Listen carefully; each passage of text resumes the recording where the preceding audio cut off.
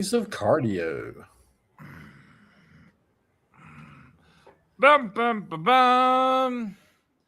Bum bum bum bum bum bum bum bum bum bum bum bum bum. All right, getting out the tweet. Let me put it in Discord, and then we'll be ready to roll. Are you doing playback or what's it called? Fast break? Yeah, it's kind of shitty because the only thing you really win unless you do great is points to gamble with, and I have a lot of those points already. But there's nothing to buy. Like I have 6,800 points, but there's nothing to buy. So they got to kind of re-up the store a little bit, or I'm just gonna have a million points. And I'm kind of thinking most people are in the same boat, despite having enough points to buy something. You know, unless you get the 24-hour access earlier, 24-hour early access, you know, you might not get a chance to buy anything. Are you doing any of that? Yeah, I'm getting really bored with it. Yeah, it's not the best. Like, I like the gambling aspect just because I like to gamble, but like, it's getting old to me. But look, it's the first round. We'll see what happens going on. But to me, it's kind of easy to do because like I don't know, I have a like I said, 68, 7,000 points, something like that. I just always put 1,000 on the biggest favorite, and in the gambling world, the favorite could be minus 1,200, so you'd have to bet 1,200 to get 100. But in this game, I can bet 1,000 and win 1,000, so it's kind of out of whack. But you know, that's a story for another day. Yes, yeah, Rocky's definitely about to punch him in the head. He's gonna do the clap thing on his ears or something to give him a, I don't know what they call that, but we used to do that when we were kids. We'd smack somebody on the ears and kind of fuck them up. There you go. Okay, so tonight I want to talk Hornets. I want to talk the draft. I want to talk the lottery and how you think it affects some stuff, and then the playoffs as a whole. I guess we can start with Wemby. Got concussed last night in the concussion protocol. No telling when he comes back. Like, that's a pretty big deal, right? If he comes back after game 5, it's not like Portland's dog shit. That could be real trouble for San Antonio, no? Well, San Antonio played well without Wemby this year, Yeah, but Harper's hurt and Castle's hurt too. right. So I just think, like, I don't know. I'm not saying it's a done deal. I just think if he misses the next 2 games, Portland's good enough that they can win 2 home games, and then game 6 is at home too, right? Or is it 1-1-1 the last 3 in the first round? I forget. But still, 1-1-1. okay. Well, they'll get one more home game, and they only have to win one of those last 3. So I don't know, man. I think they're in trouble. The sports books don't think they're in trouble because they're still negative money to win the series. But like, if he's out at least 1 game, right? Probably 2. And it's Wemby. Are they going to rush him back? Like, I would think they would be super careful. Well, he has to be out for game 3, right? Because it's 48 hours. Isn't that right, Rock? I'm almost positive he's out for game 3. He can't do anything for 48 hours. He can't practice. Right. He can't even practice. Right. So after that, they evaluate him and then decide, oh, he needs to go another 48 hours or another 40 hours. The average concussion players miss 7 to 10 days. Okay. So, yeah, they have 2 days off, but I mean, he can't even get on the court with people in those 2 days. I guess it's a little bit up in the air, but I can't imagine he plays game 3. Like, I would be shocked if he plays game 3. He's got to be completely symptom free after 48 hours. Like, that's, I don't know if you ever had a concussion, but it ain't like they super heal. Yeah, he could be cleared, but I just, are they going to take that? Dayball would have him out there. He'd still be playing. If you guys don't know, Coach Dayball for the Giants this year, there was a guy that was clearly concussed. He came off in the sidelines, and he was basically telling the physician, the doctor, to get the fuck away from him because he was going to send him back in the game. So hopefully the NBA is a little bit more serious about it than NFL. But I don't know. I think they're in trouble. Do you think there's any other teams that are in trouble? I mean, Detroit lost, Boston lost, Houston looks garbage. So my two upsets when I picked my bracket in the first round were the Lakers, and this was before the KD got hurt, Right. and my Eastern Conference was the Raptors upsetting. So I'm Okay. 50-50. Yeah. Well, I mean, the Raptors is a good pick because the Cavs don't play defense, and they've kind of fizzled out in the playoffs plenty of times. But those first couple games, they looked pretty good. Houston, I think, is in real trouble. And I was listening to Bill Simmons today, and this is something I thought all year. But why didn't they go get another guard after Fred went out? Because, like, they clearly don't like the people that they have now. And, I mean, the Steven CJ Adams McCollum injury was out there. What was that? The Steven Adams injury hurt them more than that because Yeah. that really let Sengun play without having to worry about defense. But, like, I get that, but they could have filled the guard role easy because, I mean, fuck it. The Wizards were giving away CJ McCollum. Like, they could have had him. There was a couple guys. I mean, they could have had Kobe White. They could have had Sexton. They could have had a million guys for next to nothing on 1-year contracts, and they're just like, nah, we're good. So I don't know what's going on there. Is KD going to want to stay there? I don't know if they had any players they wanted to trade. You could have had these guys for next to nothing. I mean, but they didn't have the salary. They didn't have the salaries unless they traded Tari Eason. I mean, I guess, but I just feel like you could have done something. I mean, even, I don't know. It seems like in hindsight, well, actually, while it was happening, it seems like it was bad too. So I think Houston's in trouble. Do you agree or disagree? Well, losing 2 road games in the playoffs doesn't kill you. It was bad because everybody had them favored. Right. What gets me is they just blitz KD, and KD gets turnovers, and because KD might be the best player on the court, right? But he can't. He doesn't have any ball handling around him. Yeah, they just didn't seem to have like a plan. It's like I don't know. Those couple games I watched, like it just seemed like they had no plan. I don't know shit. I think he's a good coach, but they definitely got smacked around in those 2 games. So I think the Lakers probably have the better coach in this series, which is weird because he's been a good coach for a while. I don't know. I just maybe it's personnel, maybe it's coaching, maybe it's a little bit of both. Aaron Rockdoggy says that Atlanta's going to beat the Knicks. Man, I don't know. All the infighting with the Knicks and the way Atlanta was playing at the end of the season was freaking incredible too. So, man, I wouldn't put anything past the Hawks. I hate them, and they could have a fucking top 4 pick this year too. So, man, it's a good time to be a Hawks fan, I think, unless you're a huge Trae Young fan. But I think they're doing good. I mean, I hate it because they're in our division, but well, that's fine. The fact that we beat them 3 out of 4 times, Yeah, the Hornets own them for some reason. I don't know why. Any other teams that you think are in trouble? Do you think the Hawks could beat the Knicks? Do you think Orlando has a chance, even though they're getting smoked now? Or the Hawks are a better team. The Knicks have better players. So if Karl Anthony Towns can get 25, 30 points a game, the Knicks will win. Right. The Hawks really don't have anyone who can guard Karl Anthony Towns. Oh, big guy, for sure. Yeah. But he's just not doing anything. Yeah. I don't know, man. I would not feel good if I was the Knicks. Let's put it that way. Boston did mess up yesterday. I don't know if I really feel they're in trouble. I mean, Oklahoma City is cruising.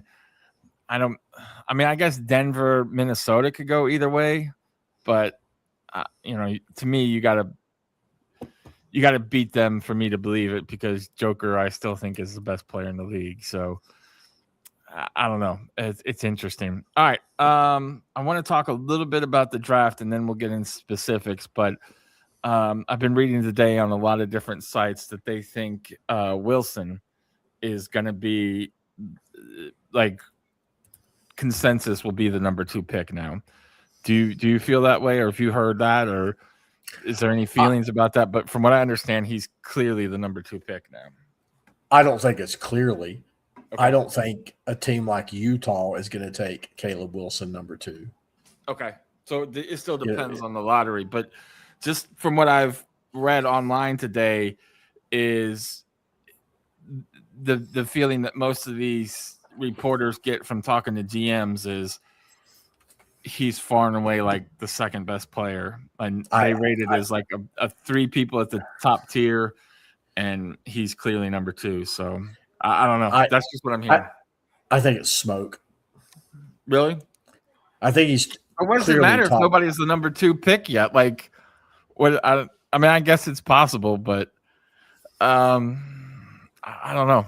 I just a lot of, and you might be right, because it did seem like a lot of reporters had like the same information. So like that could be leaked from his camp. That could be a smoke screen from one of these teams that could have the second pick and trying to get somebody to give them something, to get up to number 2. But it was a coordinated, like, this guy's the number 2 pick in everything I read today. So it's, if anybody gets a top 4 pick, they're not going to trade it for any amount of picks or dollars.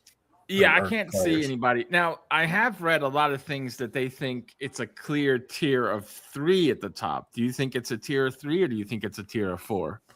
I think it's safe to say 4. I think you can argue AJ or Darren is 1 or 2.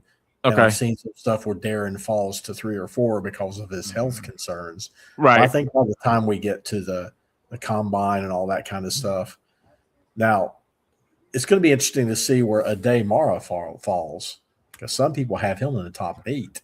The big center from Michigan. Yeah, and all it takes is somebody to fall in love with you, right? Like every time I say with the draft is it only takes one team, right? Like it's not every team doesn't have to think you're great. There's just one team has to think you're great, right? So who knows? I mean, there's always shocks in the draft. And do you like him that much? Do you think he's that level, or? Oh, I'd love for him to fall to 14 to Charlotte. Really? Okay. But you were saying before when we talked, and we'll go through all these players, but you were saying before there's a lot more point guards than there are teams that need point guards. So you were thinking the Hornets might get like a really good guard of some kind to fall for them just because teams don't need guards. Well, the thing is that because this draft is full of guards, teams may draft a big earlier because the depth of bigs is not very good. Okay, so you take that could push a guard. That could, right. Okay. Well, yeah. I mean, outside the top 4. Once you get outside the top 4, and I would say guard, point guard. The combo. Yeah, some kind of good. Yeah, 1 or 2 or something. Yeah. Okay. Like LeBaron Philon at 14 would be great. I'd love. That's the player I want, but we'll kind of get into that more when we go through the whole draft. But wouldn't it be crazy if we moved up and got a top 4 pick?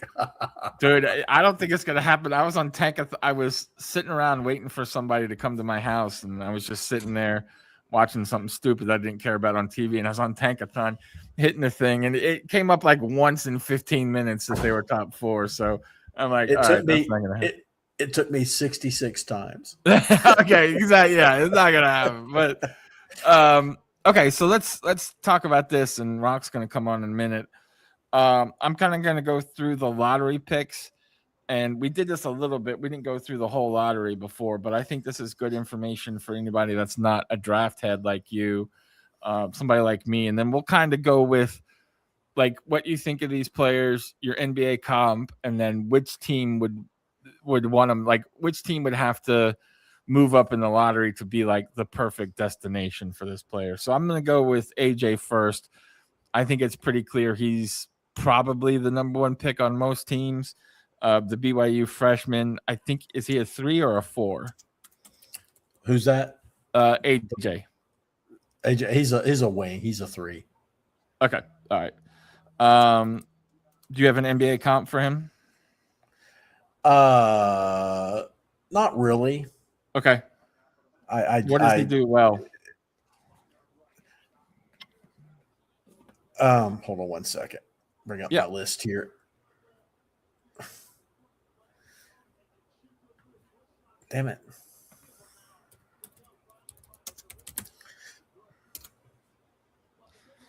So I got it. He rebounds well. He can score at kind of all three levels. He's a decent 3-point shooter. He's a really good foul shooter. He's a big guy, 6'9", 6'10", something like that, probably 200, 220 something. I don't want to put this on the kid, but Miles Bridges, maybe. I don't like. He's kind of that kind of guy. I think he's he more like rebounds. he's like he's just a scorer. He can shoot from anywhere. He can score at all the levels. Yeah, he's a better Ace Bailey. Okay, he's got that kind of crazy. Can shoot from anywhere. Yeah, only 19 years old because he's a freshman, so he's not an old guy. Is there a team that could use him more than any other? Like, is there if the Wizards get him? I mean, I know all the teams want him, but is there a fit that you see that's better than anybody else? I hope that the draft, even though I want the Hornets to move up, it's not going to happen. I hope the draft is pretty chalk. I want to see Brooklyn, Washington, Utah, and Sacramento get the top picks so they get good players. Okay. I just don't want the Pacers to get a good player. I want them to fall out of the top 4. Yeah, just it is. I mean, look, I know they went through a shitty year, but it is kind of bullshit that I want the Clippers to get their pick. Just that because would I be hate funny. the Pacers. But any of those teams, AJ and Darren Peterson, whether it's the Jazz or the Wizards, I want to see the Wizards and the Nets get the top 2 picks. Gotcha. Okay. So they can get one of these 2 guards. And then, Caleb Wilson to the Kings would be kind of cool to get them big. Yeah. Yeah. Well, let's go through the rest of these guys then, and you can kind of So I guess 2 is either Boozer. So we'll say Boozer, Cameron Boozer.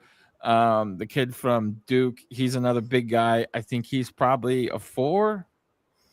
He's definitely a 4. He can do some small ball 5. Okay, because he's same height but bigger. He's like 6'9", 250 or something, right? Yeah, he needs to lose some weight because he lost some of his athleticism at Duke because he was banging so much. But if he lost his weight, he'd be a better defender and he'd be a better 4. He'd be great for the Kings too. Okay, now I think he shoots the 3 a little bit better, like almost 40%. He's still good free throw shooter, still rebounds well, doesn't score quite as much as AJ, but I think plays better defense is what most people say, right? Like more of a defensive 4 instead of like a wing versus AJ kind of thing, right? He's a power player. Okay. He's definitely, But he can shoot free throws and he can shoot 3-pointers too. So I don't know, maybe a comp is Cat or something. Some big guy that can shoot threes. It's not tall, but he's meaty. He's not that good of a shooter. They could Julius Randle. Okay, yeah, because let me look at his stats here. He shot 39% on threes this year. So I mean, again, that's college, but still. Hello, Ella. Hey, Ella. All right, so then the other guy that could be 2 is Peterson, the guard from Kansas. He's a big guard. He's 6'6", I don't know, 200 pounds or something. What do you think of him? Like you said before, he does have some kind of injury concerns. Some kind of like heart concerns earlier in the year. Not heart like physically, but like the want to kind of heart. Do you have any concerns about any of that? Yeah, until the combine. I think he could still go number 1. But he's Kobe without the raping. Easy. He's a good shooter too. I mean, close to 40% on threes, 85, 86% on free throws, can make his own shot. I don't think he's quite the scorer that AJ is. I don't know if you think he's AJ and Darren Peterson are bucket getters. Are they really? Okay. All right. So he's a walking bucket. And you think he plays the 2? Yes. Okay. All right. Because I know a lot of people were talking and playing, point guard, but So he's a from secondary ball handler. okay. All right. I was just gonna say I haven't watched him play that much, but most of the time it was like an off guard position. So yeah, I think that's probably right. And then the guy we were talking about earlier, Caleb Wilson, Uh, he's 6'10", he's mini 200, Kevin. 215. He's a 6'10" Gerald Wallace. Oh, okay. All right. That's a good comp then. He can't shoot the three very well from the game that I saw. Again, that's only one game. Didn't really shoot the three well, but he kind of does everything else. He steals, he blocks, he rebounds. Doesn't really have that many assists, but is he a 3 or a 4? He's a 4. He's Crash. He Okay. is the re-embodiment of our Crash. And do you think he sneaks higher? Do you think he's definitely number 4, or it's just going to depend on how the lottery plays out? I just can't see a AJ DeBonsa and Darren Peterson can be offensive hubs. Okay. Caleb Wilson is a defensive playmaker who can score.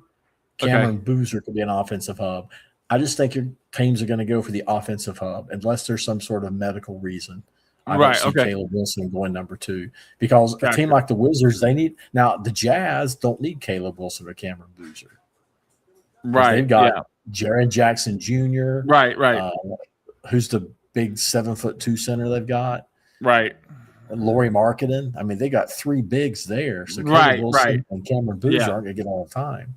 Yeah. Okay. But those 4 is what we consider the top tier of players, and they're almost certainly going 1 through 4, right? In some order. Now I would think in some order. Now the 5 through 9, to me, there's like 5 guards there. Yeah. And that's where the draft gets interesting. Okay, so I'll go through those. These next players are all going to be guards, either point guards or 2 guards, off guards, whatever you want to call them. And these guys are kind of all in the same level. The first one I have on the list, just because the way I wrote it down, not because I think they're going to go in particular order, is Flemings, the point guard from Houston. He's a little bit small. He's only 6'4", like 185-ish, 190. I have 185 listed here, but who knows until they get to the combine.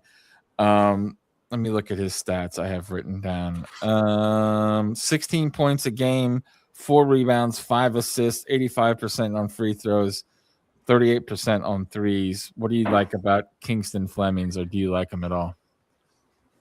Yeah, he might be him and yeah, he's just good. Okay. That's fine. Yeah. He's a good creator. Okay. Yeah, it doesn't turn the ball over very much. Like, I think most people think he's going in the 5 to 7 range, right? Like, pretty much. Some people like Darius Acuff better. Okay. Because he's a better bucket getter. Okay. But he's 2 inches taller and a little heavier, so it just depends on preference. Okay, that was my next guy, was Darius Acuff, the guard from Arkansas. He's small too, 6'4"-ish, like 185, 190. I think he's a better 3-point shooter, better scorer, maybe not as good a passer. But to me, he's a little bit better scorer than Flemings is. But I don't know. What do you think? I think some people are going to have him as the 5th player. Okay. I like him. I think he can do. I think he can score better than Fleming, but he's not.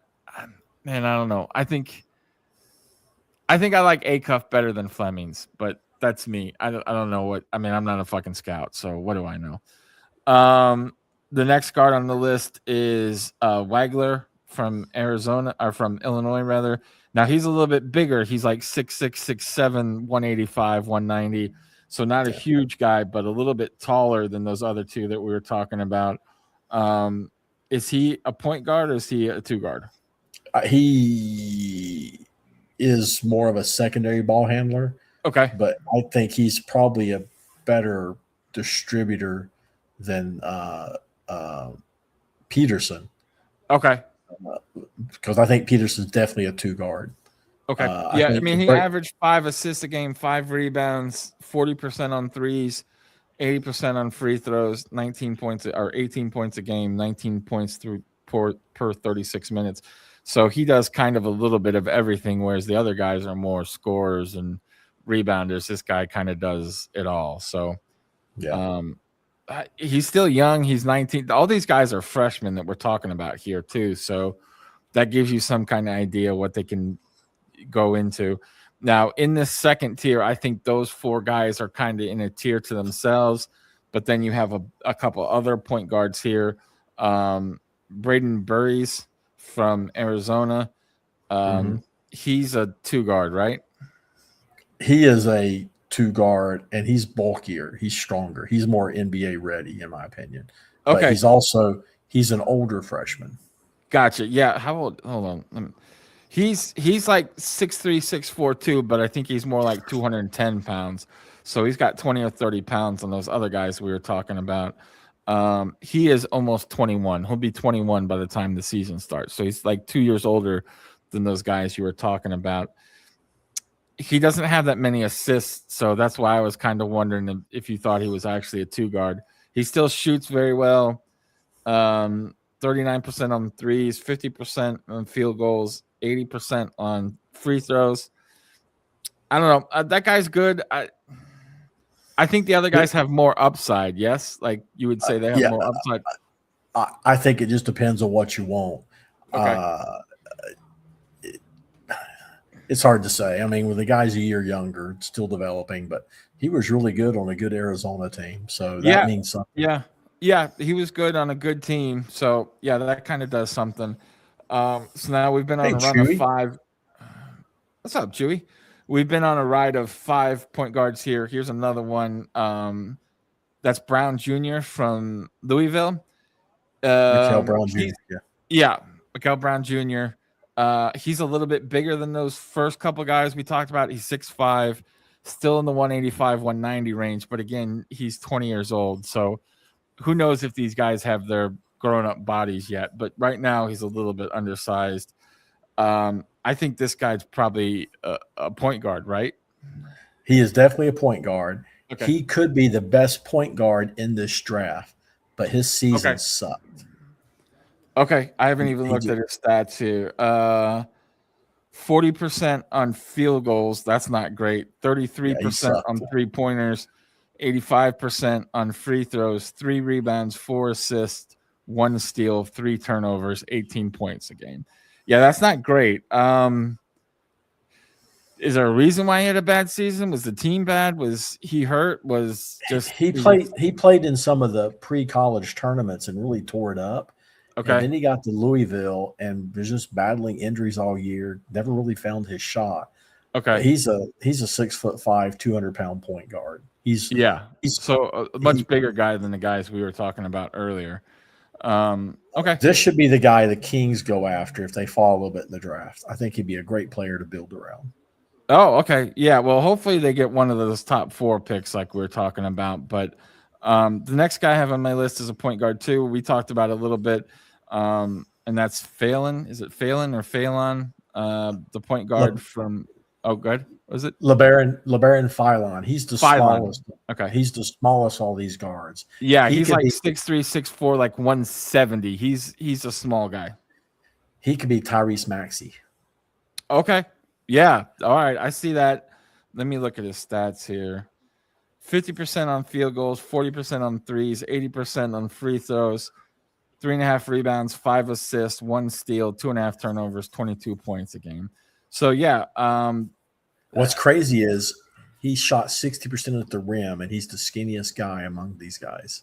I was gonna say his size kind of bothers me a little bit because he looks tiny out there. Like, again, he's only 20 years old, so who knows what his, grown-up man body will look like. But he looks small out there, right? Does he not look small when you watch him?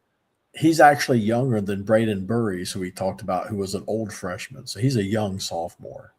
Yeah, they have him as 20.5. So yeah, he'll be 21 when the season starts. Like, I didn't really watch him play that much, but I just, from the couple clips I saw, he seemed really good. So again, could he fall to 13, 14, 15 or something? In this draft, maybe, because like you said, there's not a lot of bigs if a team wants a big and they don't get one of those top 5 picks or something. So this is, to me, pending lottery. You got the Bulls at 9, the Bucks at 10, the Warriors at 11, OKC at 12. Yeah. Any of those teams might be candidates who would trade back to get more picks or an asset. Okay. So the Hornets have the ammunition to move up if there's somebody from 14 they really want to move up for. Well, that was kind of my question when we got to talking about Hornets, because Peterson, in his exit interview, end of the year interview, whatever you want to call it, was talking about maybe, combining those picks to get something else. But I don't think you can go up very far. You could probably get in this 11 to 13 range, right? But I don't know if you could get much higher than that, right? It just depends. I mean, I don't think you can trade with the Hawks. I don't think you can trade with Dallas. But Chicago, trading back and getting a couple of picks might be – we don't know who their GM or coach is going to be. Yeah, I was going to say Donovan just left, right? And there was some speculation that he could go to Orlando. But can you not see a team like the Bucks deciding to keep Giannis and they offer you the 10 pick and for Miles Bridges? Yeah. Like they want 2 picks or they want a couple assets to keep Giannis happy or something. Yeah, it could happen. Or say we give them the 18th pick and Miles Bridges to move up to number 10, and we'll take Kuzma off their hands to move up 8 spots, Yeah, something like that. Yeah, I can see that. Okay. So that kind of ends the run of guards there. Then of those, I think LeBaron Philon has the best chance of dropping, or Mikael Brown, because he's an asshole or something, or just falls through. I just didn't have a good season, right? Like you in were which saying. In which case, the Hornets won't take him anyway. So. I gotcha. All right. So then the next guy I have on my list is another big guy. That's Nate Emmett, right? Emmett? Is that how you say it? Yeah. I was confused him with the bassist for Pearl Jam, Emmett. Yeah. So I don't know how you say his name. Some of the guys in our Discord really like him. Okay. He's just a skinnier version of Brandon Miller. Okay. I mean, he can't shoot. I mean, they call him as a small forward, but he can't really shoot that well. He's 6'10", 205, so it's not like he's a big guy. 39% from the field, 32% from 3-point range, 79% on free throws, 6 rebounds, 2 assists, 1 steal a game. I mean, those are not blowing you away statistics-wise, right? Preseason, they thought he could be a top 5 pick. Really? Okay. Yeah. But so did they thought that about Nick Smith Jr. too. Well, that's true. Yeah, and we saw what happened to him in the NBA. I'm not a big fan of Nate Emmett, but the thing is if the Hornets draft him, I'll go, okay, they see something in him. Right. Well, they've earned that over the last couple of drafts. So the next guy on the list that I have is a guy that you really like, and that's the forward from Michigan, Yaxel. Is that how you say his name? I don't want him. Really? Okay. I thought you were kind of high on him. It's the other forward from Michigan. Morez or whatever. Yeah, okay. Morez Johnson. Yaxel's 6'10", 335. He's a little bit old. Like he's 24 years old for NBA rookies. Decent shooting numbers for a big guy. 52% from the field, 38% on threes, 83% on free throws, 7 rebounds, 3 assists, 1 block, 1 steal, 1 turnover a game. What don't you like about him? You're drafting a role player at 14. Okay, gotcha. Okay. So you don't see much upside to him. You see a guy that can just do limited things. There's value to that. Yeah. I just don't see any upside. If he were like Carter Bryant, I'd take him because the Hornets need that kind of defensive presence. Yeah. But, hey, Mac. I would. Oh, thanks, Mac. At 18, I would consider him. I just can't see him at 14. You still need You're to using a pretty good pick on a guy that you don't think has a bunch of upside. Like you're taking a guy that's going to be 6th, 7th guy off your bench. Like it seems like a lot to pay. I'm gonna bring Here's Rock the up one. here, so beware. Yeah, go ahead, Reggie. So here's the one thing I can't figure out what the Hornets may or may not do. They've got a couple of young players they're still developing. Do they approach this draft as if let's get 2 more guys to develop? So we got 4 guys we're developing. Or do they consolidate? Do they take a guy that's more ready like a Yaxel? That's what I don't know. I want to see them bring in 2 guys who have a chance to play. If they can't, we'll develop them. Right. Well, And I that just was don't kind of think my thing is thinking, why would they want 2 picks? Like you already have, you have TJ, who's probably going to be on the team, but is in a little bit of development. You got McNeely, who they spent a first-round pick on that had flashes of being really good. And when he went to the G League, started to work some stuff out. He's clearly kind of working on things. You have PJ Hall, who did well when he was in the NBA, broke his ankle, went to the G League. Like, I think you have 3 legitimate guys that could be in the NBA that you kind of are shuffling back and forth to the G League already, and you're going to add 2 more guys to that? Yeah, I don't consider PJ is a 2-way player. Those 2 guys, those 2-way players, I'm not too concerned about. Okay. PJ Hall is a 14th player on the bench. Right. So if you're spending a lottery pick on somebody, you want them to be a top 8, top 10 player. I just don't want them to take Yaxel Lindenberg. I've heard some stuff about him not being a very high IQ player. Okay. That's what they said about but Randy Moss.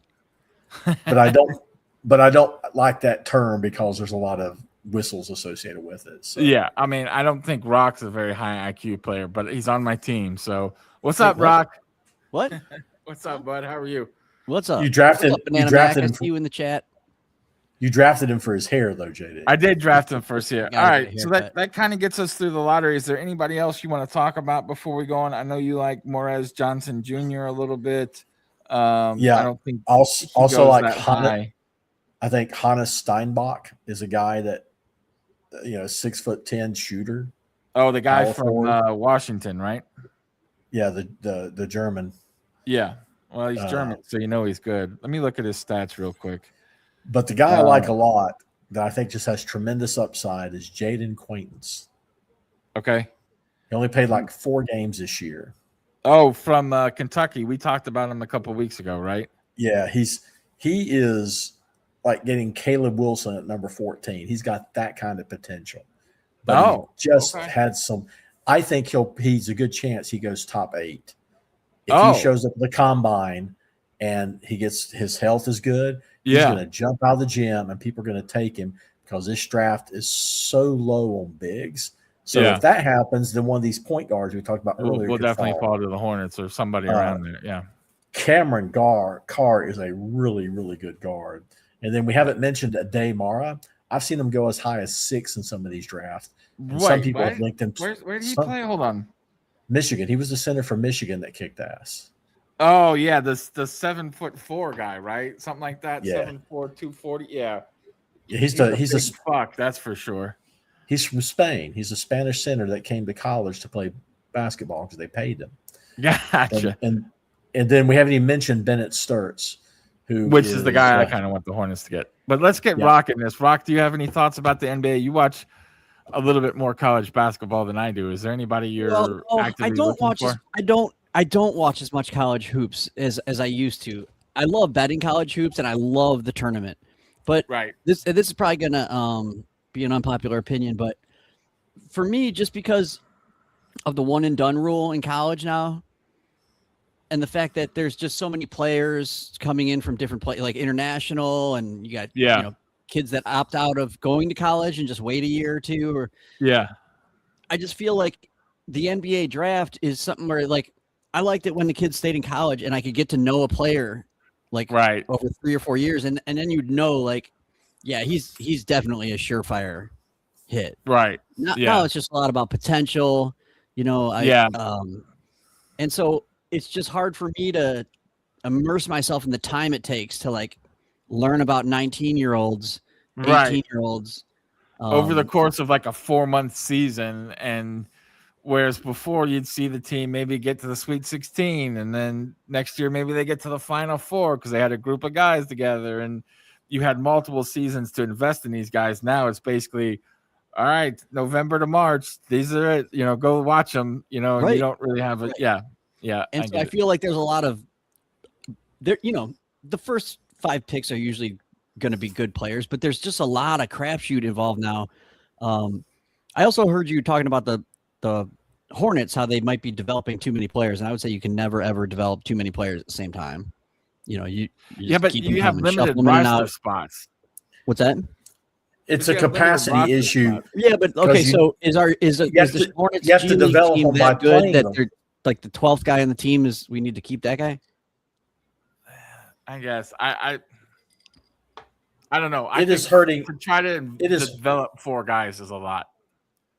I was just trying to go ahead, Red. Trying to develop 4 lottery talent guys is hard. If they were spread out different talent levers, it's a different type of development. I mean, they took Musa Diabate, a 50th pick that the Clippers dropped, went from 2-way, and he developed quickly because he got the opportunity to. So what we're saying is if some guy develops from the draft really, really quickly, there's no room to move him up if you have too many of those guys. So I would prefer to go young and replace Grant Williams, Josh Green, and those guys with younger versions. And even if your record suffers a little bit in the next year or two, I think having that pipeline. We're done with record suffering. It's over. We gotta try to capitalize that. You need some veterans around. Yes. By the way, Catherine. Well, I just shout out. Look, we don't know what they're going to do, but they could clearly jettison probably 4 guys off this team and not really miss lots, right? Like they could get rid of Josh, they could get rid of Connaughton, they could get rid of Grant, they could get rid of Trey Mann. Like those 4 guys, I think you could just whatever you want to do for their expirings to get Xavier rid of them. Tillman. Yeah. Okay. So there's 5 guys that you could probably just let go without any real big consequences, I think. I think you have to keep Grant because he is an archetype you don't have. He's your third center, and he's a good communicator on defense. But Green, Mann, and Tillman easily, and then maybe keep Pat Connaughton for his vet leadership. But even then, he'd be the 15th player. Who's more expensive, Connaughton or Grant Williams? I'd rather have Grant Williams, I think. Grant is mid-level. Yeah, and then Pat is like 9.5, 10. Yeah. Pat Connaughton is 3.8. Is he 3.8? Yeah, they dropped him. They cut him at the deadline. Oh, that's right. And signed him for the veteran minimum. Now the Hornets also have the mid-level exemption, a $8 million trade exemption, and a $7 million trade exemption.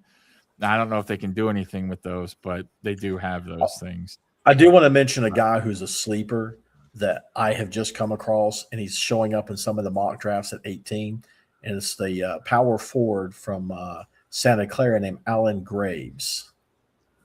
Okay. So don't be – I don't know anything about him. I know very little. I just started looking at him recently.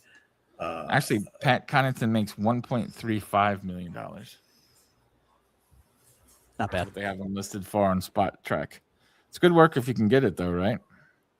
I think that's the prorated when they brought him back. I think his full contract for next year is 3.8. Let's see. Well, the problem for the Hornets is you're going to have to pay a bunch of people really fast. You're going to have to pay Moose, and you're going to have to give Brandon Miller an extension. So, yes, you're right. By the way, I heard you guys say someone was a skinnier version of Brandon Miller.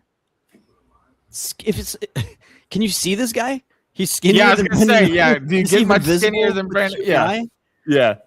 Brandon Miller is pretty damn skinny. Yeah. That kind of caught my ear a little bit too. Like skinnier than Brandon Miller. It's not like he's out there pushing people around. So like, this dude's a skeleton. It's a literal skeleton playing basketball. Skeleton out there playing. Rock, before you got on, we were talking about our thoughts for the playoffs so far and who we thought was in trouble. I think Houston's in trouble. I think Portland's in trouble. Reggie didn't really think Portland or San Antonio's really that much in trouble. I don't know. Do you have any thoughts on? I thought Houston was in trouble before the matchups were even settled. Okay, like just going late into the NBA season, I thought Houston was just not going to be a playoff team, and House was all over it on the Simmons podcast for a long time now. As were others, but they just don't have a guard. You need a guard in the playoffs that can not turn the ball over. Like that was my point. Why didn't they get a fucking guard during the season, man? Like ever since Van Fleet got hurt, they just ignored the fact that they don't have a ball handler. Like literally don't have a ball handler on the team. Like so in the playoffs, it's really important because everything slows down. Having a true point guard is really important. So the thing about the Rockets, their last 10 games, I think they were 9-1 and 8-2 going into the playoffs. They were on fire, and I was so mad. They got their rhythm, and then the Lakers lost 2 of their 3 best players. So the Rockets were favored. But I picked the Lakers to win. I just thought. Well, the Houston doesn't have a human basketball computer on their team either, named LeBron. Yeah, that old ass man can't do shit. Old ass motherfucker. You realize how many he basically holds every like the youngest player to and the oldest player to record. I mean, he holds like 90% of those records. Where does he play next year? My guess is honestly, it's Cleveland, it's Golden State, it's retire. I've been reading. Yeah, I've heard a lot of Golden State. Want this. People assume he wants this send off last season tour. You know, like join the Cavs and have a good farewell tour season. And I read he really doesn't want that at all. And it wouldn't surprise me if he just retires. LeBron, the most look at me guy ever, doesn't want to send off tour. Get the fuck out of here. That's what the sources say. I trust my sources. And I'm not talking about Whitmore's here. I'm talking about Maverick Carter. Because get the fuck out of here with that bullshit. Come on, man. I'm talking about Ricky, the dude who works on the elevator. Yeah. So I do have a question. I do have a LeBron question. When does his next son eligible to be drafted? I've said since that kid was born that the next son was better than Bronny, but it might not have turned out that way. I don't know. He's supposed to be the best shooter of the 3. I don't think LeBron can really hang on that long, can he? I mean, what's he got? 2 more years left? No, I think LeBron tries to go for 25 years. Good God. Okay. I mean, that's a hot take. I think he tries to do 2 more years. I feel like he looks 10 times better this year than he did even last year. He does look good. I'll give you that. He way better than he's looked the last 2 years, actually. He looks skinnier. He's got more juice. He's not nursing any ankle or leg injuries for once. He's got more lift on his. I mean, he's been dunking like a madman. He went up the other night and did the full windmill reverse. Yeah, like 18-year-old Bron style. Now, that's impressive. Smooth, and he's a little thicker doing it, so there's not as much movement. But if you ever see an old guy at the gym start to try to go up to dunk, you might as well get your phone and go 9-1 and like wait 2 seconds because he's gonna break some bullshit trying to dunk. So definitely a lot of props to him for being able to do that. But I mean, that guy spends so much money on his body every year that I mean, it certainly worked. But Jesus. So Rock, they turned that moment into a Top Shot moment. What? That dunk, that windmill. You could have bought that moment today. They minted it to demand. But it's probably cheaper. It was $10 because you got a chance to get a 1-of-1. But I mean, you can probably get it for $3 now on the site. Side note. I guess Torque was ripping packs the other day. Yeah, he got a monster bed, and then he said, "All right, one more pack," and he ripped a legendary Con-Knipple. Yeah, he got a Con-Knipple rookie revolution moment. Yeah, legendary. So good for him. And Mac today bought one of the Alexander Walker Top Shot disc moments, and she got the 1-of-1 out of it. So people are crushing some shit today.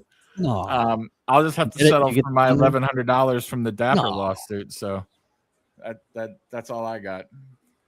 Did you do the lawsuit, Rock? No, I keep forgetting. Is it over now?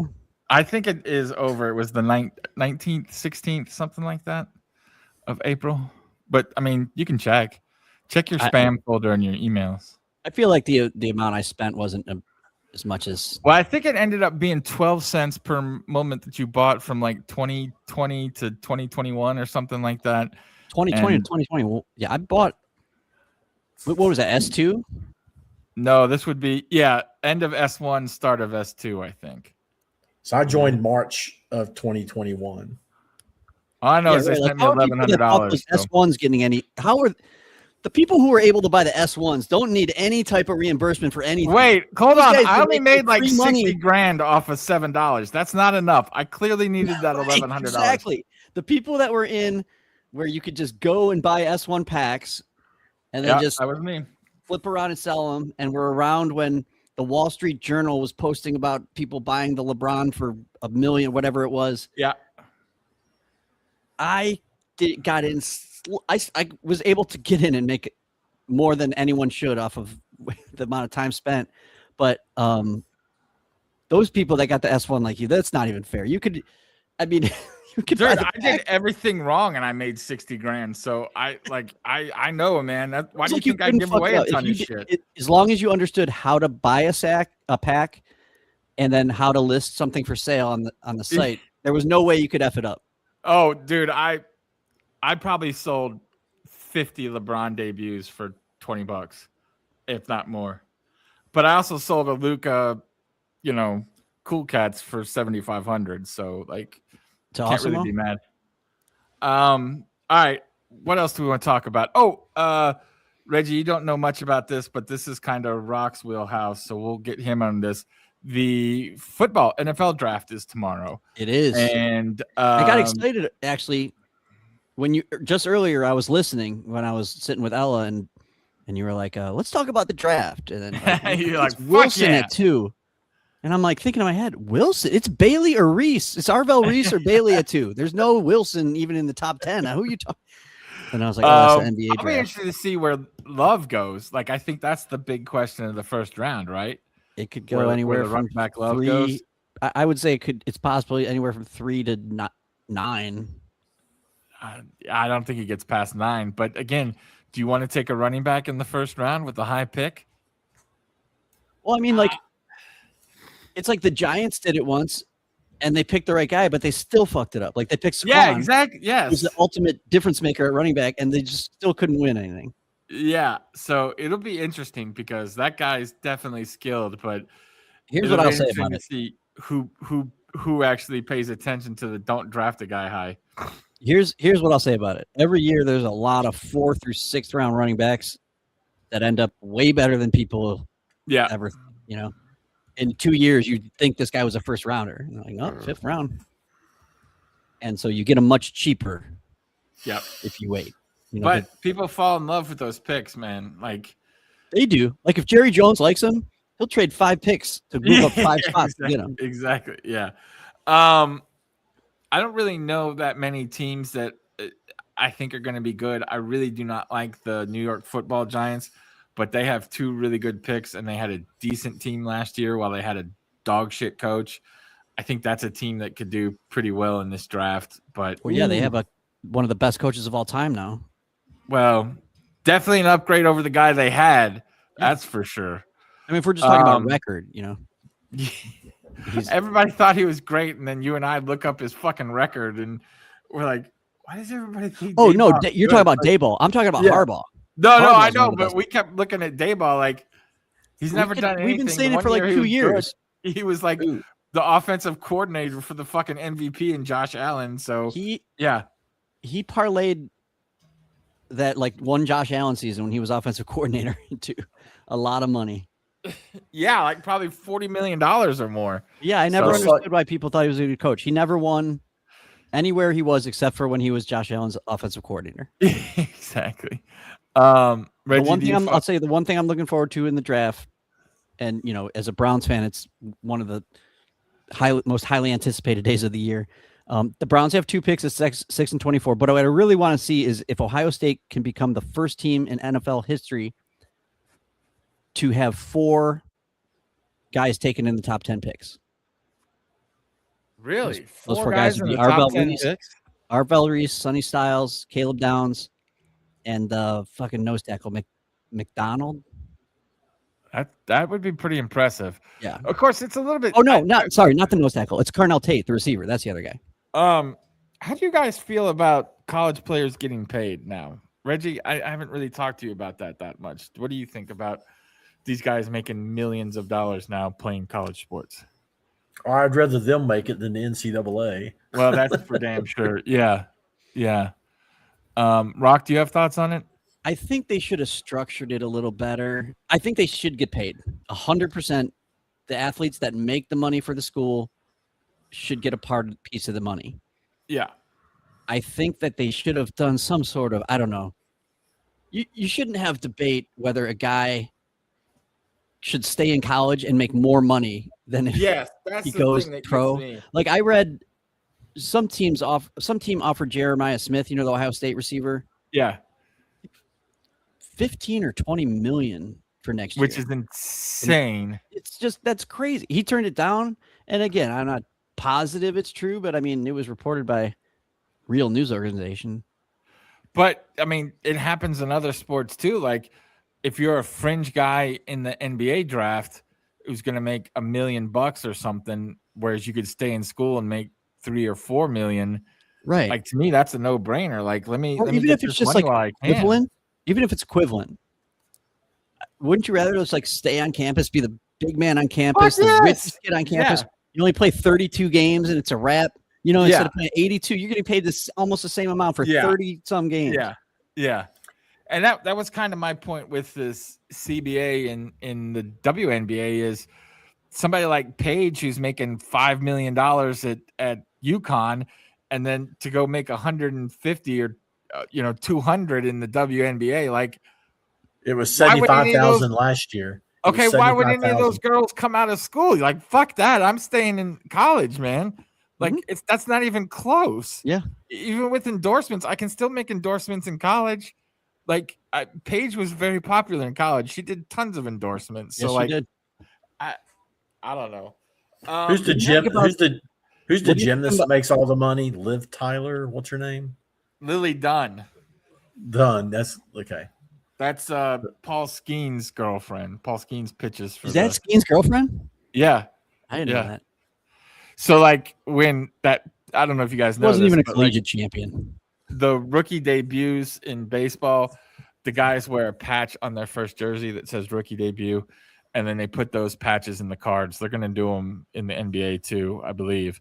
But when that card was pulled, they thought it was going to sell for millions and millions of dollars, which it did. And the Pirates offered like tickets for life, all this kind of stuff because they wanted to give it to Skeens. And Livy Dunn was like, I'll give you can come and hang out with me in my personal suite, bro. I was like, you're cute, but you're not like $2 million. Hang out my personal suite for an hour. Yeah, I'll take the money, man. Like you're nice to look at, but fuck, I'm gonna take the money. Yes. That's like that Ant-Man comment I made about the date with Angela Reese. Reese. He goes, $500,000 a lot of money, but if I got to pay up to get out of the date with her, I'll do it. How about the WNBA team with that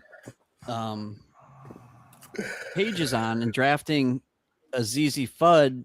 That's what I asked about that last week, and I'm really interested in how that'll play out. Not because they're women, just because I don't think spouses should work together at all. But they're in a relationship, and now both of them are going to be on the same team. What I keep meaning to search for is, was she the consensus number 1 overall pick, or was that a bit of a surprise? Like, did Paige? No. I think she was. From what I read, she was always going to go number 1. Wasn't like Lauren Betts. I don't even know who that is, but I know Fudd was pretty much the number 1 pick. I think Justin Timmons was the best player in the draft, but that's just me. That's true. But do you think you would want to work with your spouse like that, or your girlfriend or boyfriend or what?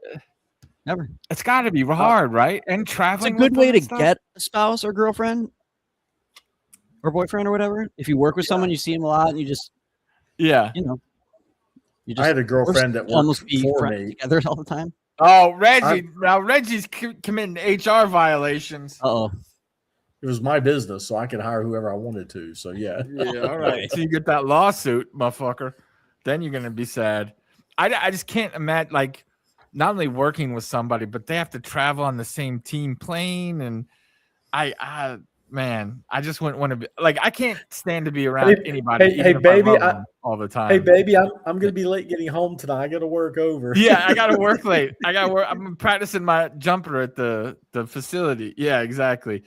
But I even people I travel with, I tell them, look, there's going to be 1 or 2 nights during this vacation that I just fuck off on my own because I can't stand to be around anybody, even if I love them for 7 days straight. You know what I mean? Like, yeah. I'm just going to go to a movie by myself for a couple hours, or, you know, I don't know. Maybe that's a me problem, but I need some alone time. Yeah. Like, not even alone time. It's like time for me to do what I want instead of compromising on what you want to do together. Right. You know what I mean? Right. It's like, I want to go see this movie. Well, I want to go see this movie. Cool. I'll see you when you get home. You know what I mean? Like fine. We don't have to do everything together, man. My uncle, John Santino, he's very Italian. He was born in Italy. Thick Italian accent. Is he in La Costa Nostra or what? My dad always, because it does the imitation of him, and he exactly what you're saying. My dad always does the imitation. Is like, you want to go, you go. You don't want to go, you don't go.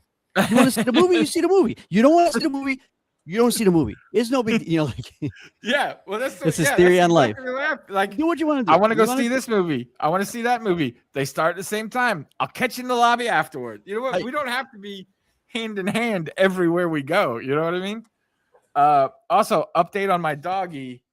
We thought he got stuck in the eye or stung by a bee or something. Oh no! He didn't get any better, so I took him back. Turns out he has what they call a retroocular abscess, which is like an abscess behind the eye. Sounds cheap. Well, they're like, we got to do a CT scan and all this stuff. And I was like, how about we just give him some antibiotics? And they're like, yeah, that could work too. So he's been on antibiotics for a couple of days and it seems fine now. So knock on wood, that's good. But like when the doctor starts talking about CT scans and shit for your dog, right, you just start counting in the thousands of dollars, right? Yeah. Like, I really should get insurance for my dog, though. Like, I looked into it the other day. It's not that expensive. But you're not going to pull a Christy Noem, are you? Fuck no. I would pay whatever it costs to get him fixed if it was within the realm of possibility.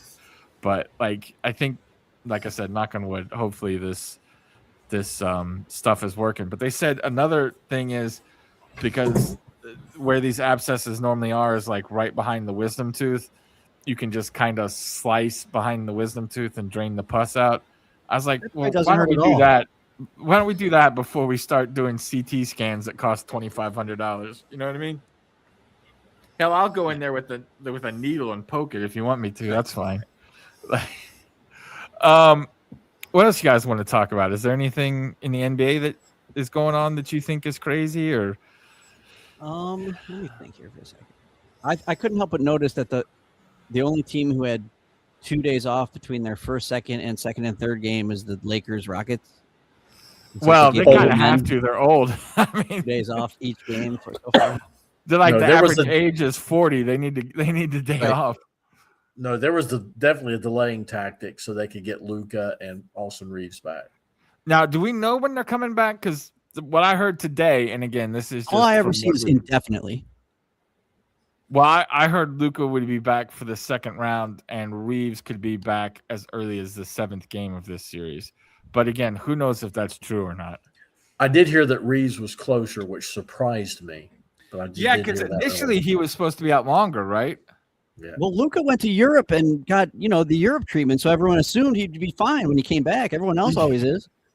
The Europe treatment. He did though. The stem cells and the HGH that we haven't figured out a way to test for yet? Is that whatever they do over there? It's like really much better than what you can do here because all the top name athletes go there for the. Oh yeah, they take your blood and spin it.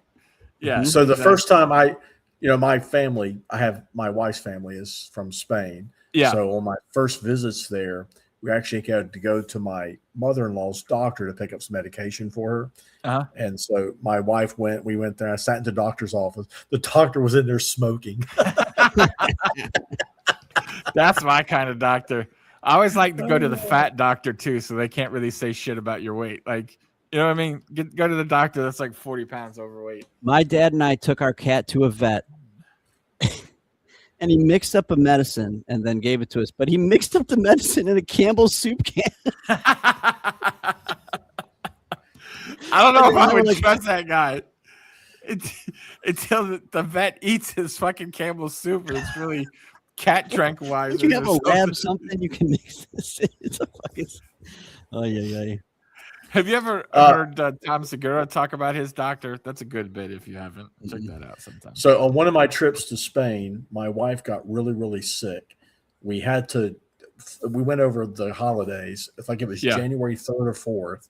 Our plane left on January 4th. On midnight or 2 o'clock on January 2nd, she got so sick, she passed out. Oh, fuck. The next day, the next day was a Saturday.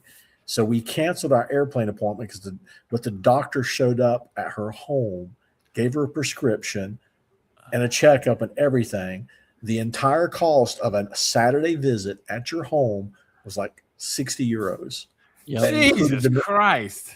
Included the medication. Dude, you couldn't get the medicine here for that kind of money. My mother-in-law had Parkinson's before she passed away, and she had a regimen of like 14 pills she took. Yeah. We were looking to bring her to this country, right? To spend her last year or two because we had a big house. We had the ability to do it at the time.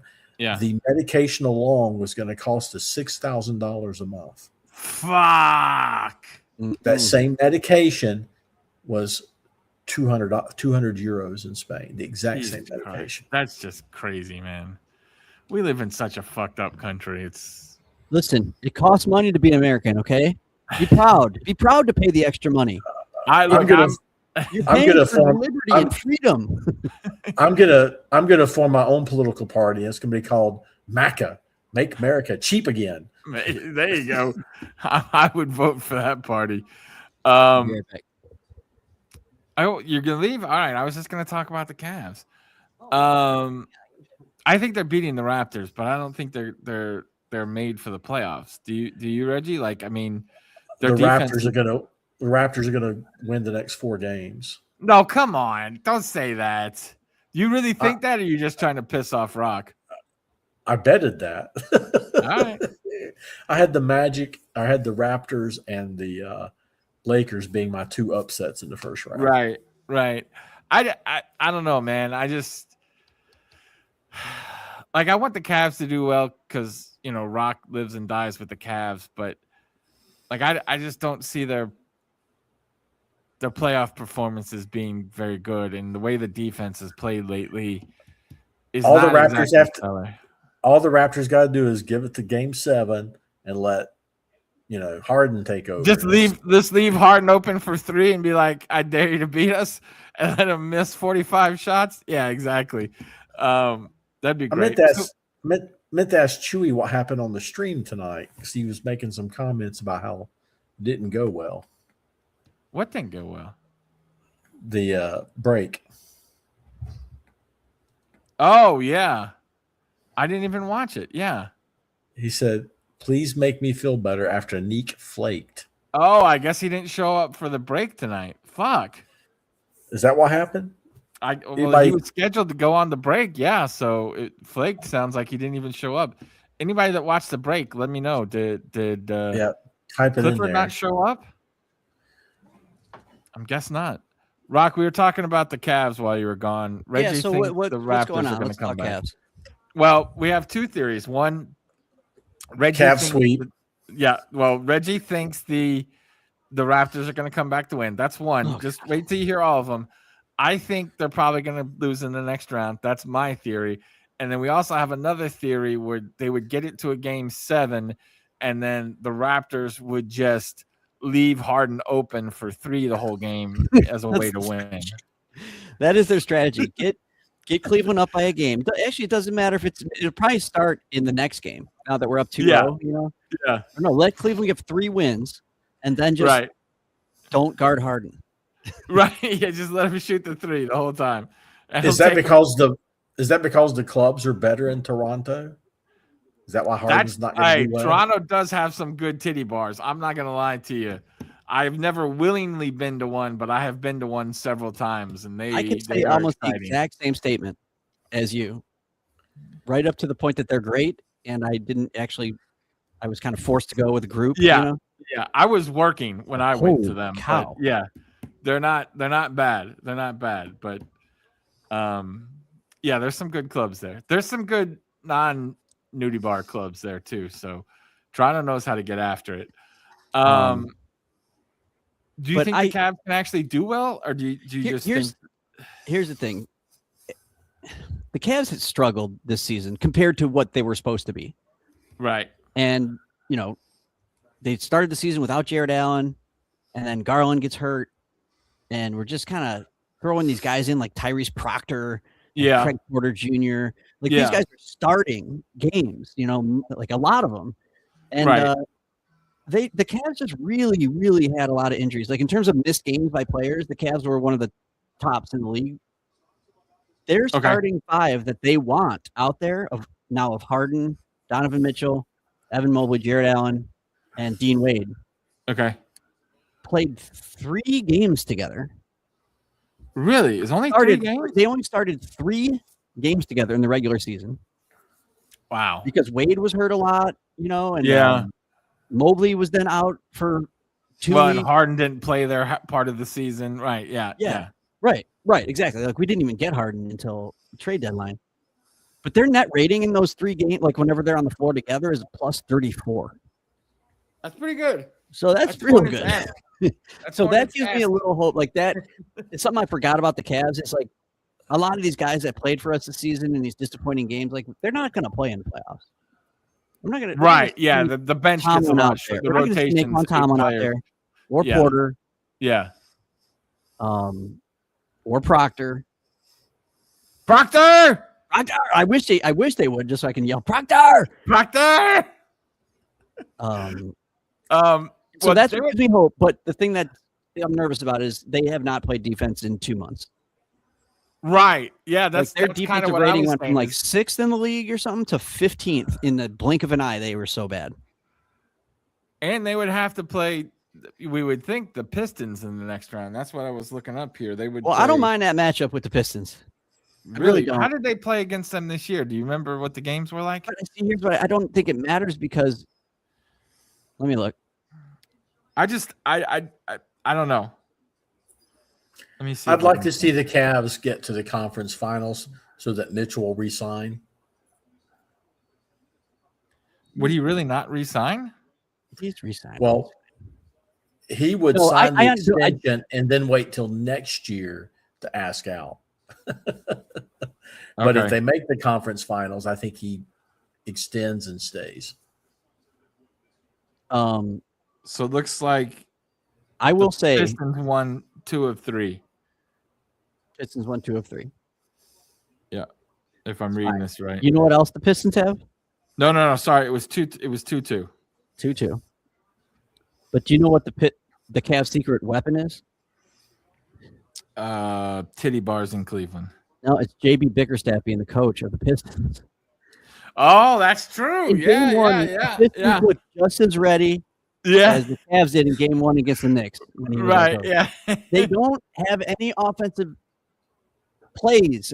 They don't run. It's like give Cade the ball and get the fuck out of the way kind of offense sometimes, which is it's all dependent on turnovers. JB is a master of defense, preaching defense, and getting guys to buy into playing together and sharing the ball. Yeah, and playing at a really high energy level. Right. But once you get through that, there's no strategy. There's no plays. Like I remember Jared Allen, JB's last year. Jared Allen told the media, like, we walked out of practice. Because some of us were just saying, like, what did we just do there? Like, What did we spend 2 hours doing? Maybe an inbounds play. Yeah. Well, do you think? And this is not me talking shit, just because I don't know. Do you think Kenny Atkinson is a good defensive coach? Because there is that perception that he's kind of an offensive minded guy. He is 100%, but the Cavs offense though is elite when they're at full strength. But it's that whole thing of is a good offense better than a good defense type of right? Like sometimes though it just comes down to your roster. Like when you've got we had Garland or Harden at the point guard. That's like a very big negative. Just no matter how good of a coach you are, not good defenders. Yeah. And then when you got to throw these rookies in there, Jordan Tyson's feet are like 1,000 pounds. It seems like he's so slow defensively. But I think in the Pistons, if they were to play the Pistons in the next round, at least you guys have the inside guys that can compete with Duren and Beef Stew and stuff. Like there are a lot of teams like the Hornets that just would get absolutely pushed around by those guys. So to me, even if Cade beats somebody on the perimeter, you still have kind of those erasers in the middle. So, I mean, I don't know if that'll work, but in my mind, it's like, okay, at least we have those guys. You know what I mean? So before tonight's game, Bickerstaff was 9-20 in the playoffs. See, that's what I'm saying. See, Jesus, 9-20, Jesus, and it's not like he's had bad teams. No. And the Cavs won 50 games every year. Like that's kind of shocking, honestly. The two most painful teams to watch in the NBA are the Pistons and the Magic. Yeah, so I'm glad they're playing each other. Yeah, exactly. Although I can't really talk shit about the Magic because they smacked the shit out of the Hornets, which I finally got my money back for the playoff tickets today. So I still can't believe that happened. Like I just still can't believe the way it happened. That it was like I logged into the stream and we're like, okay, here we go. And then I blinked and it was like, we're down 30. What? Yeah. First well, quarter. Look, I'm not 75 points in the first quarter. I'm not. We never did talk exit interviews. You wanted to mention that earlier. But yeah. Let's do that. And just I want to give my perceptions of that game. I'm 100% not blaming the referees because I think that's weak. I will just say in that particular game, they were calling the game on offense, kind of letting things go in terms of like every time the Hornets set a screen that was a little bit iffy, it was a foul. Well, there was so many on defense. How many offensive screens can you actually commit in one game? Like, exactly. But then on defense, guys could beat the Hornets players up, which again, I'm not blaming it because it worked and that's not the reason they lost, but they were manhandling most of the time the ball handler. So 5 offensive fouls in one quarter is not normal. Right. When I'm streaming or just watching a game, I really, really don't criticize the refs. Like I usually just don't do it. But that game, I was screaming like, what the fuck is going on? Yeah. This is crazy. Well, look, and I don't mind them letting guys be physical, but if we're going to be physical, we got to be able to bitch about a guy sliding his foot on a screen. You know those screens were set for Steph on Golden State. None of them would have been called. Well, that's absolutely true. But again, that's not why they lost. I'm just saying. I will say that Steph is better at letting the screener, giving him that extra split second to get set before he moves, and he's quicker. The Hornets guards are not as quick as Steph, and their timing is not as good. I think that's something that will get better as they play longer together. But it looked just like, even though they weren't really fouls, the pick and rolls didn't look clean. Right. It was like mayhem. It was like mayhem the whole time. Yeah. Like at any point, I felt like they were going to turn it over a lot of the game. The Hornets lost that game because they're not physical. And Reggie, you and I have been saying that for 3 years. So it wasn't a shock. But I bet they beat the Magic in a 7-game series, though. Oh, I guarantee they do. Yeah. Of course. Well, they were 3-1 against the Magic this year, and they beat the shit out of them in 3 games. So, like, if they would have started the season healthy, they would have been a top 5 team. Yeah, I'm not complaining because I think they have a bright future. I do too, especially with all the draft picks and everything. But they had the 3rd best net rating in the East. They just have to get a couple of guys that are physical and mean and won't take any shit. You know what's weird is you need a goon. Yeah. Diabate is basically a goon. Diabate is basically a goon, but he looks like the skinniest, like nicest guy. Like if you put all the Hornets in a lineup and be like, who's the goon? He'd be like the last guy I would pick. Yeah, you would think he's the nice French dude that likes baguettes and fucking crepes or whatever. Yeah, exactly. He's like not that. Like he likes French fries and picklers, right? Man, he's not a dirty player, but He'll scrap a little bit. He just yells liberté, equalité, fraternité every 5 minutes. Yeah. So let me ask you the question that I posted on Twitter to the Buzzbeat guys that do all the Charlotte Hornets content, the videos and so forth. Yeah. I said, how do you balance making changes? Excuse me. How do you balance making changes to a team whose starting lineup had the best net rating in the league for 55 plus games? How do you balance breaking up a team that did so well, but yet bringing in the type of players you need to make them better? How do you do that? And what's the best way of doing it? I don't know. The best way of doing it is you have young ass players. They should improve with proper development. And that should some of it should take care of itself. I mean, obviously Miles Bridges isn't going to improve, but Con and Brandon Miller, they still have a long way to go. And then Cockbrenner and Sion James, right. And then it's also just the the experience of playing together and just getting to know everyone's, just how everyone plays. That takes time, and so some of it should just keep. So don't break up the team. No. Don't break up So keep Miles Bridges.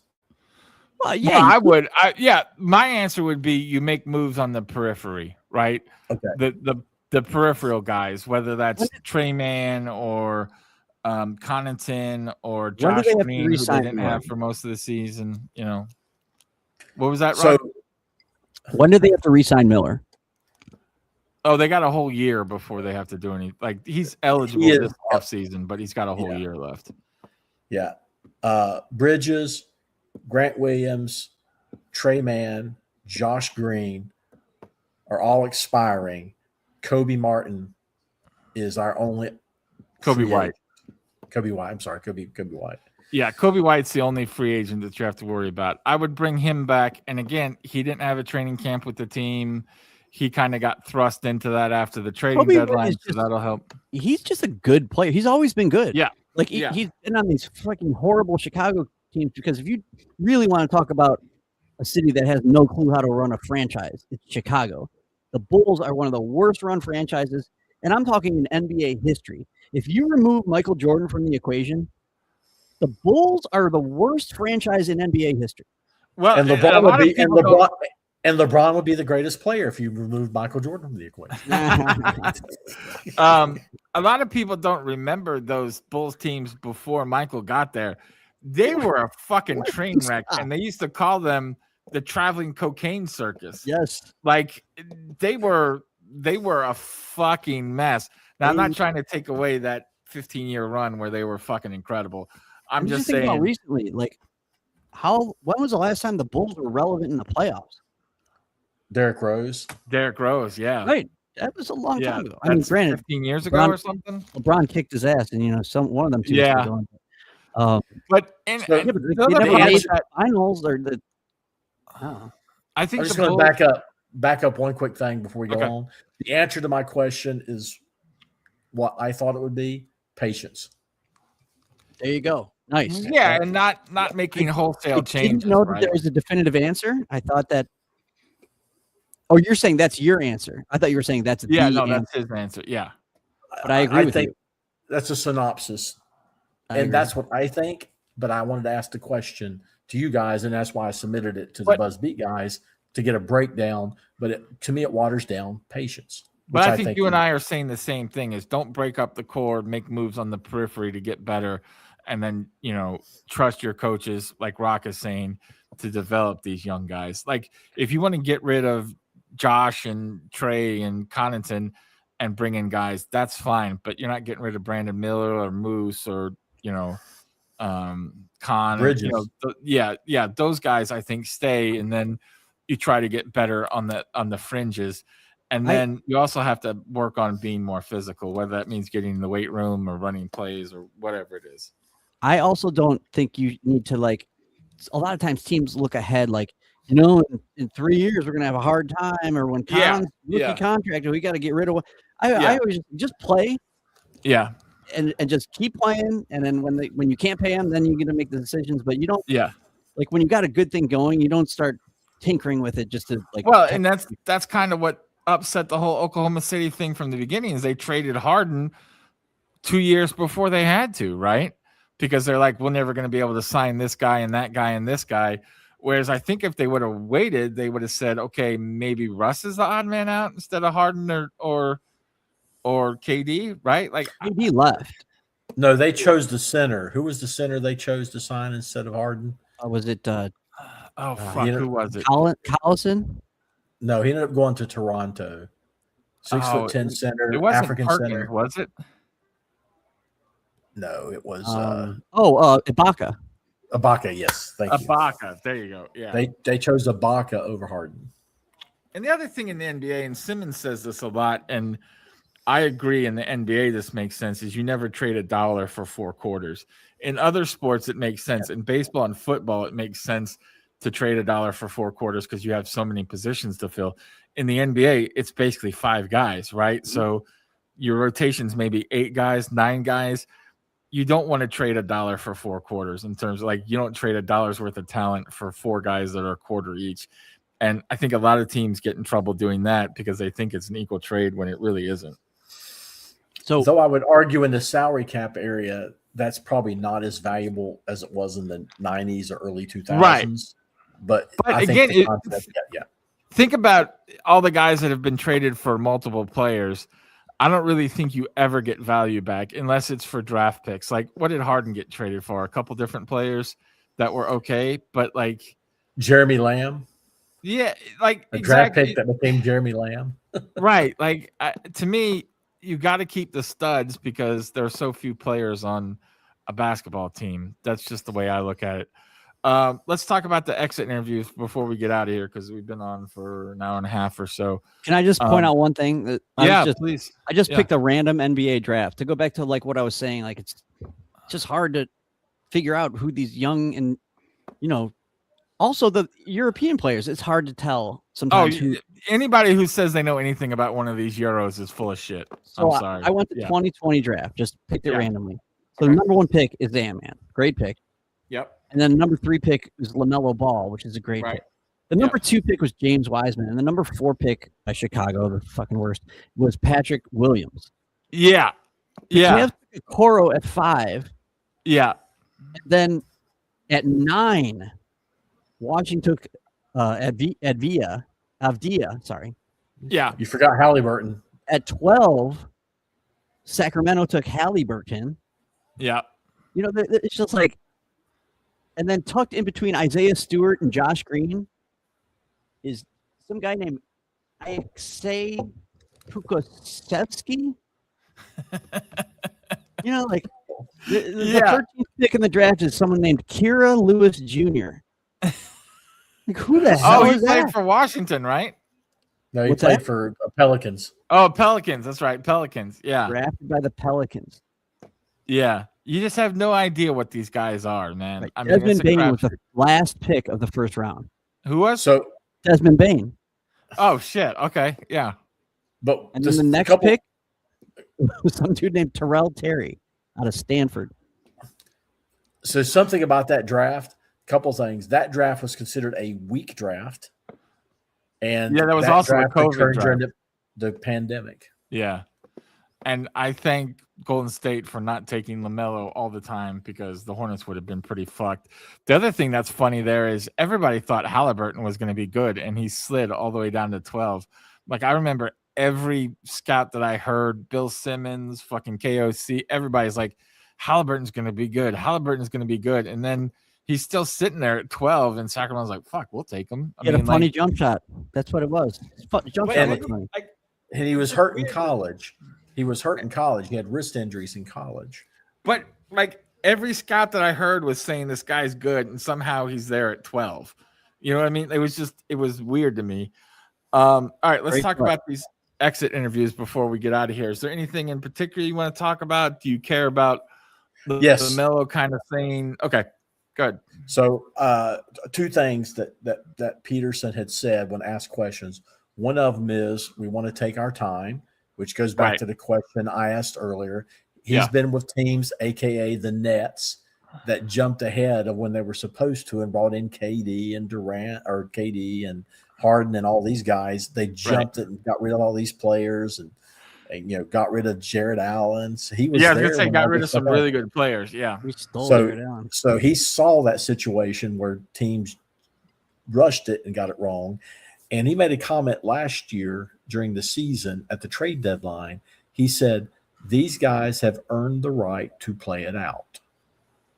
Right. Yes. Referring to not trading any of the guys that were the starters on the team. So my question when I asked earlier, how much is the Hornets have earned the right to bring the same guys back this year to start the season without major changes?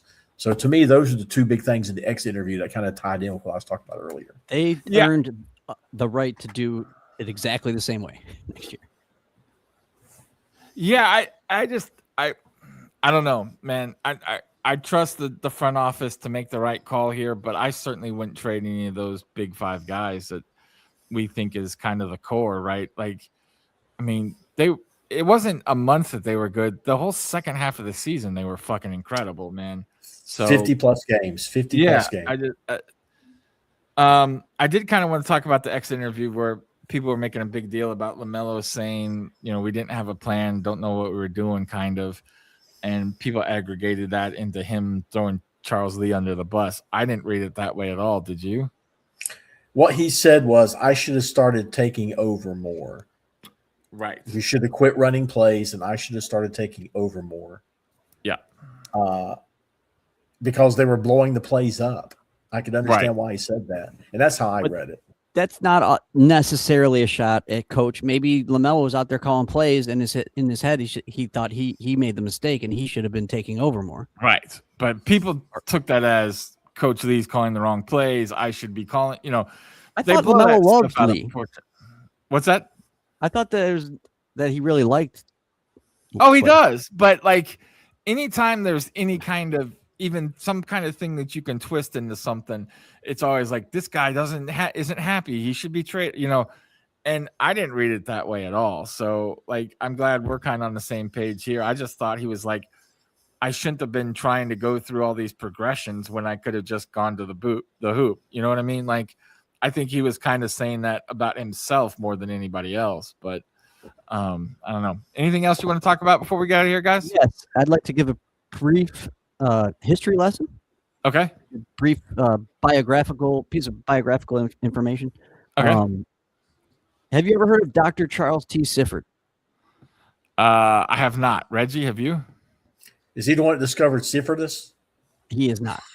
The only reason I discovered syphilis because I ever heard the name is because there's a really he liked a certain mamacita at a whorehouse, and he discovered syphilis. Well, the only reason I heard the only of course is he because of the Sisyphus who keeps rolling the rock up and down the hill? Okay, sorry. This is the perfect stream for these conversations turning into syphilis. But the only reason I'd heard of it because there's a nice little small 9-hole course, a municipal course here in Charlotte, and it's Dr. Charles T. Sifford golf course. Okay. And one time when I played it just the other day, and one time when I was playing it, I saw like a big rock and they had like a little plaque about Sifford, how he won the senior U.S. Open, basically. Oh, okay. And so then, I'm volunteering at the Truist Golf Tournament. Yeah. In a week and a half. In a couple of weeks, right? Yeah. Here in Charlotte. And then I read that they are going to do a big, like, honorarium memoriam for Charles T. Sifford. Oh, nice. Then I was like, well, let me figure out a little bit about this guy. So let's see what this dude did. Yeah. The great Dr. Charles T. Sifford, who was born June 2nd, 1922 in Charlotte, North Carolina. Okay. He was introduced to golf as a young teen and worked as a caddy at the segregated Carolina Country Club. I was going to say, not too many different looking people at that one, but okay. When he was 17, he moved to Philadelphia where he had access to Cobb's Creek Golf Course, which was open to everybody, which was not the norm. Okay. And in the middle of his golf career, he served in World War II, as did a lot of athletes at the time. And he was honorably discharged. before he was allowed to merge onto the PGA Tour, he won the UGA National Negro Open in 1952, 1953, 1954, 1955, 1956, and 1960. Jesus Christ. Okay. Finally, by the way, I'm dumb because when you said segregated, I thought we were just making fun of him. I didn't realize this guy was African American. I was just I thought we were making fun of the club. Black, okay. Yeah. He became the first African American golfer to play on the PGA Tour in 1961, and this was something that it just pissed me off. It said, but it was instrumental in forcing the PGA to formally end its 1934 to 1961 Caucasians only membership clause. Jesus, 61. 61. I mean, that's really late. That's really late. Yeah. Well, although when was the NBA integrated? Because everybody knows baseball because of Jackie Robinson and Larry Doby and those guys. Bill Russell, right? Was it Bill Russell the first? I thought he was just. He's not the first. He was not the first. Let's look it up. But it was definitely that era. All right, just to continue on here real quick. On the PGA Tour, he won the Greater Hartford Open in 1967 and the Los Angeles Open in 1969, which is a big deal. In 1975, on the Senior PGA Tour, he won the most prestigious tournament they had at the time, the PGA Seniors Championship. He became the first black golfer to be inducted into the World Golf Hall of Fame in 2004.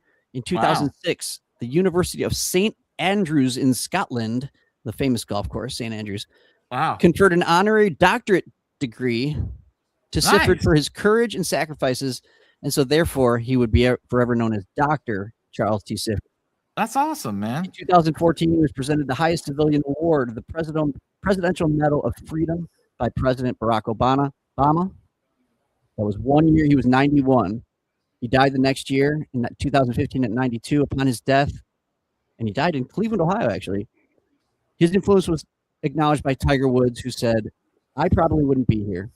My dad would have never picked up the game. Who knows if the clause would still exist or not, but he broke it down." Wow. That's your history lesson on the great Dr. Charles T. Sifford. I would have never guessed that it was that late. The NBA integrated in 1950. So 11 years after the NBA, later. 9 years after the Major League Baseball. Like, that's a long time ago. Wow. And I actually think it was probably later than that they allowed women to play at Augusta. I think they. It was like the 80s. Yeah, I know. There's a great joke by Tom Segura, and I'm gonna ruin it, but basically it's like the Masters in Augusta. They call it the Masters, so you guys can kind of figure out what's going on. But he's like, they let African Americans in like whatever 1970 something. They didn't let women in until like 1990 or whatever. And he's like, that's how much women ruin a good time. Is these racists would let in black guys before they let in women. It's a pretty funny joke. Boy, you can find it. I'm sure. So I guess. So did the syphilis come from the 9 holes he was in all the time? Here we go. I was actually thinking about developing a quiz to see if like our people viewing were like on our wavelength, and a series of questions you could ask. And the very first question I thought of was, do you snicker a little bit to yourself every time you hear the word backdoor? I do too. No matter what context it's in, like I just come in the back door. I'm just like, all right. I have a quick. Speaking of that, I have a quick golf joke if you guys want to hear it. A backdoor golf joke. Can't wait. Yeah, kind of. So a woman goes into the doctor and says, I got a bee sting, but it's in kind of a bad area. He's like, okay. She said, I was out on the golf course and I got bit or stung or whatever right between the first and second hole. And he goes, wow, you must have a really wide stance.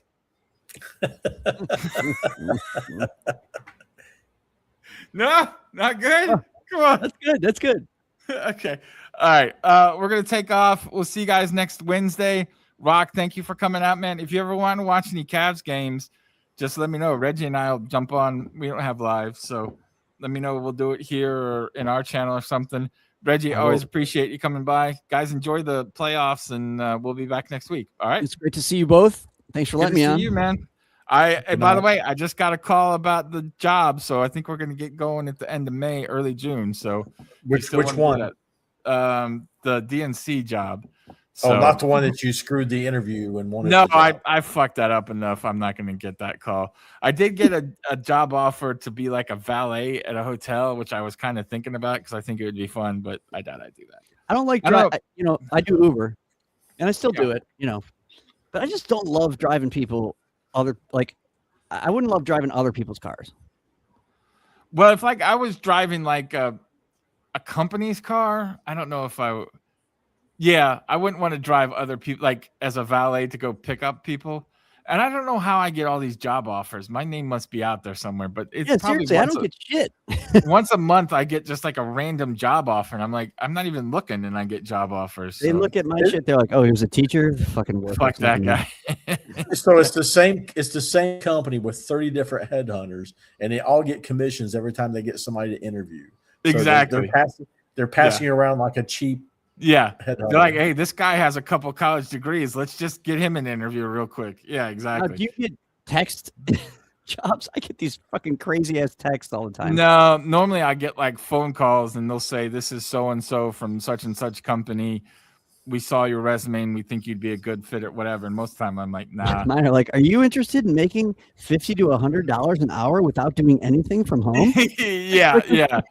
No, most of the time I get calls. They're like, they introduce what company they're from and all that kind of stuff. But half of them I say no. And some of them are like, do you want to apply for this job? And those I don't even consider. But the ones that are like, would you like to interview for this job? Those I'll be like, well, I might as well see what they have to say, you know?